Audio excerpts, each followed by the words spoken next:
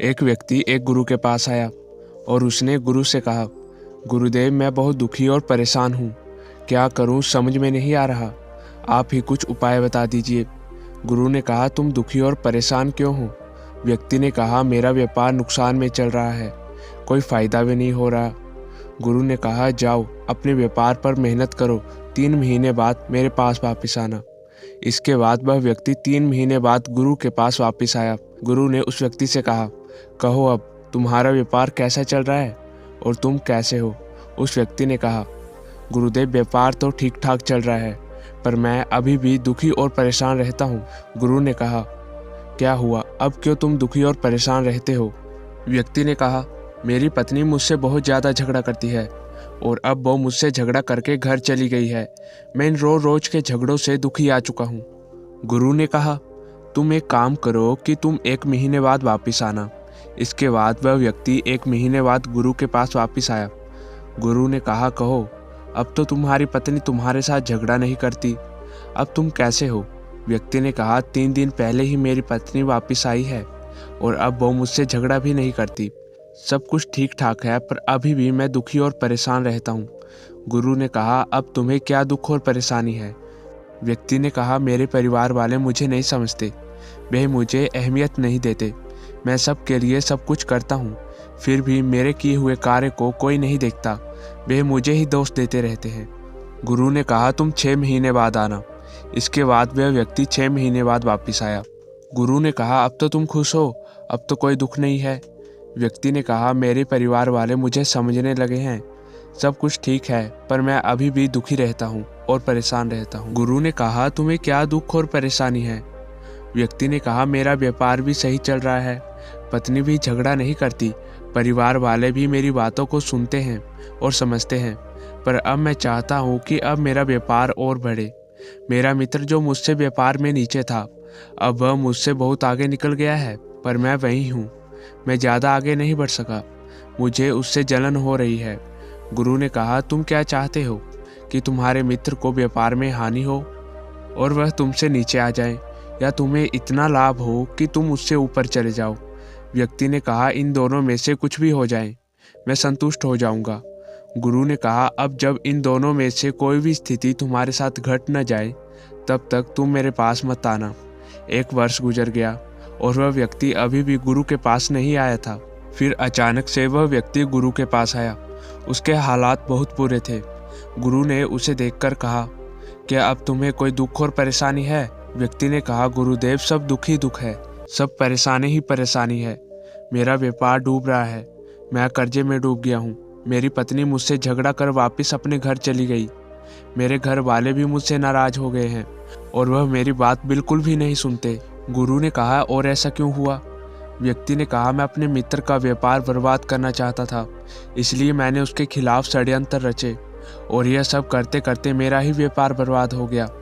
गुरु ने कहा, जो व्यक्ति यह नहीं देखता कि उसके पास क्या है, बल्कि यह देखता है कि दूसरे के पास क्या है, और देखता ही नहीं है बल्कि दूसरे व्यक्ति को बर्बाद करने के लिए षड्यंत्र भी रचता है, ऐसा व्यक्ति कैसे सफल हो सकता है? कैसे सफलता को प्राप्त कर सकता है? अंत में आखिर में वह व्यक्ति खुद बर्बाद हो जाता है।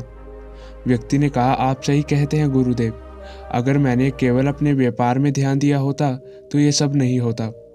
गुरु ने कहा, अब तुम क्या चाहते हो? व्यक्ति ने कहा, गुरुदेव मैं केवल इतना ही चाहता हूँ कि मेरे जीवन में ये सारे दुख बार बार आना बंद हो जाए। गुरु ने कहा, एक काम करो कि तुम मुझसे 140 सालों बाद मिलना। यह सुनकर वह व्यक्ति चौंक गया और उसने कहा, गुरुदेव 140 साल बाद? इतने सालों में ना तो आप रहेंगे, ना तो मैं रहूँगा, ना ही हमारे साथ का कोई व्यक्ति रहेगा। गुरु ने कहा, जीवन से दुख तो तभी जा सकता है जब हम मृत्यु को प्राप्त हो जाए। जीवन 2 चीज़ों से मिलकर बना है, एक दुख और दूसरा सुख। इनमें से कोई ना कोई स्थिति जीवन में अवश्य ही रहेगी, पर जीवन में सुख हमेशा रहता है, पर दुख को हम जीवन में जबरदस्ती खींच कर ले आते हैं, जैसे अभी तुमने अपने साथ किया। तुम सुखी थे, जो थोड़े बहुत दुख थे वह भी दूर हो गए थे, लेकिन फिर भी तुम जानबूझकर अपने जीवन में दुखों को लेके आते हो, और अगर तुम अपने जीवन से दुख को दूर करना चाहते हो तो जीवन ही नहीं रहेगा। दुख की अहमियत भी तभी है जब दुख छोटा है, वरना सुख को कौन पूछेगा। व्यक्ति ने कहा, गुरुदेव जीवन में सुखी रहने के लिए क्या करूं?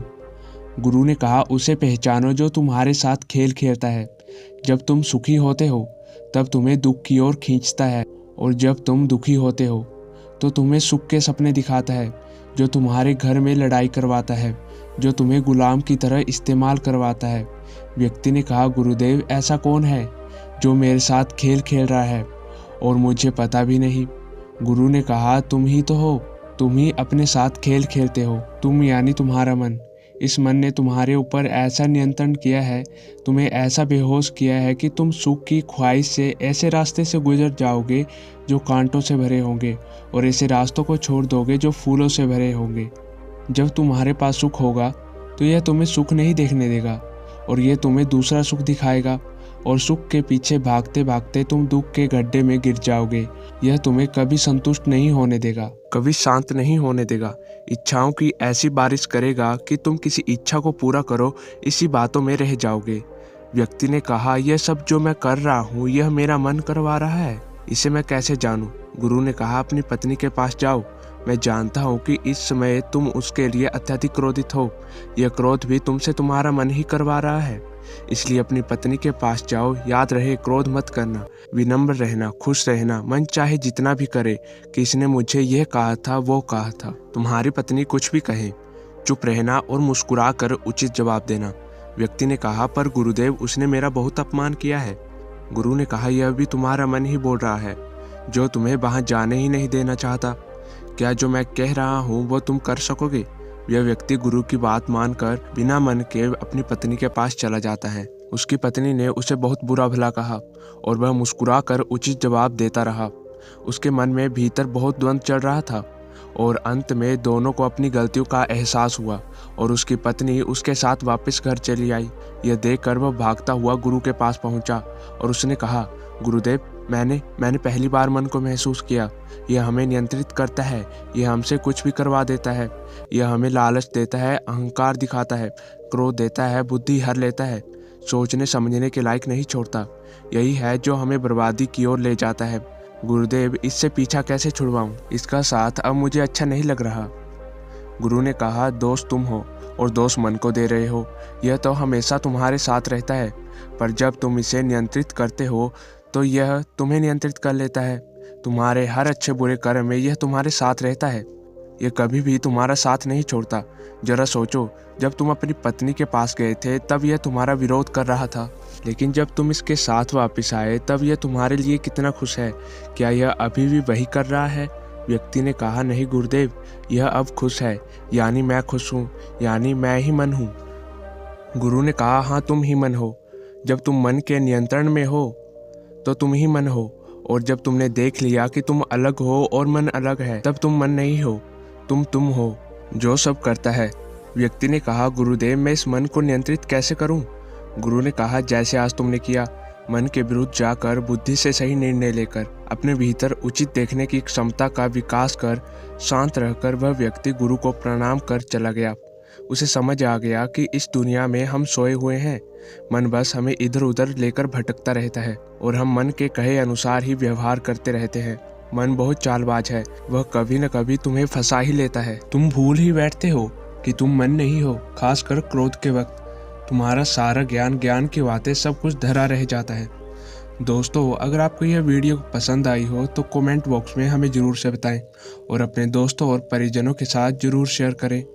धन्यवाद।